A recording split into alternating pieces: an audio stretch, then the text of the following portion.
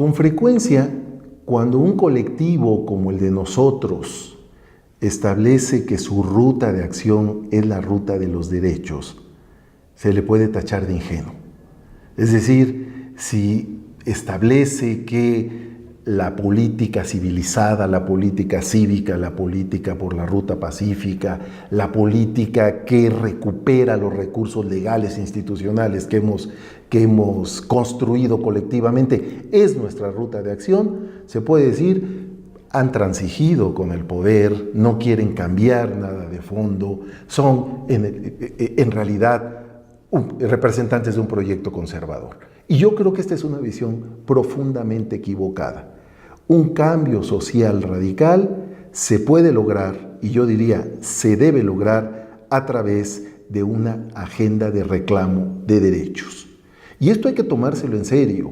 Una sociedad de derechos es una sociedad donde las relaciones de desigualdad han sido enfrentadas y han sido reducidas, de preferencia eliminadas.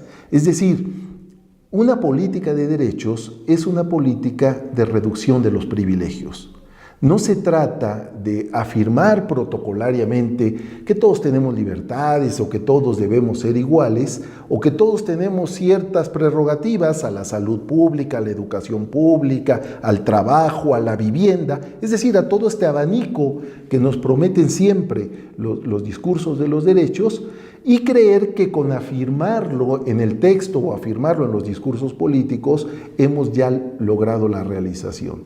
Pero lo cierto es que al poder afirmarlo, al poder tener un marco constitucional, al poder tener leyes establecidas que nos orienten por la política de los derechos, podemos justamente transformar las relaciones de asimetría social. Uno de los grandes sueños fracasados del siglo XX es el fracaso de la revolución violenta. La idea de que es necesario remover el sistema desde sus cimientos porque lo que vendrá posteriormente seguramente será mejor. Bueno, lo que la experiencia nos muestra es que los regímenes políticos donde se hicieron cambios revolucionarios sin ruta democrática acabaron convertidos en nuevos infiernos políticos, a veces más graves que aquellos regímenes de desigualdad que pretendían sustituir. Por eso la democracia tiene esa posibilidad, cambiar las jerarquías, cambiar las relaciones inaceptables de dominio, eliminar los privilegios por la ruta de la voluntad ciudadana y la afirmación de los derechos de todas las personas. En un régimen democrático concurren dos principios fundamentales. En un régimen democrático moderno, el principio fundamental de la soberanía popular, que normalmente es expresado a través del principio de mayoría, y el principio fundamental de los derechos de las personas, de lo que se ha llamado derechos individuales o derechos subjetivos, y que representan no solo un gran avance civilizatorio, sino también una contención, un límite, una especie de obstáculo infranqueable para la propia voluntad de la mayoría.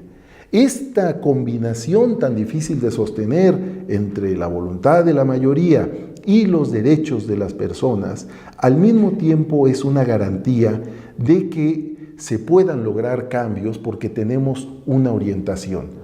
Aquello que beneficia a las mayorías, aquello que garantice el trato igualitario de las mayorías, debe ser promovido. Aquello al mismo tiempo que beneficie las más amplias libertades y derechos para todas las personas, debe ser promovido. Es en el juego de estas dos agendas, soberanía popular y derechos de las personas, que se construye un régimen democrático sólido. Por eso, los cambios que se pueden esperar tienen siempre esos dos marcadores, que atiendan al interés público, al interés de la mayoría social, y que atiendan a los derechos fundamentales de las personas. Una vez que tenemos este marco, se pueden ir diseñando las instituciones, las normas particulares, pero lo que necesitamos es siempre tener presente que tenemos una ruta doble de acción. el respeto a la mayoría, siempre y cuando esto se pueda hacer compatible con los derechos de todas las personas.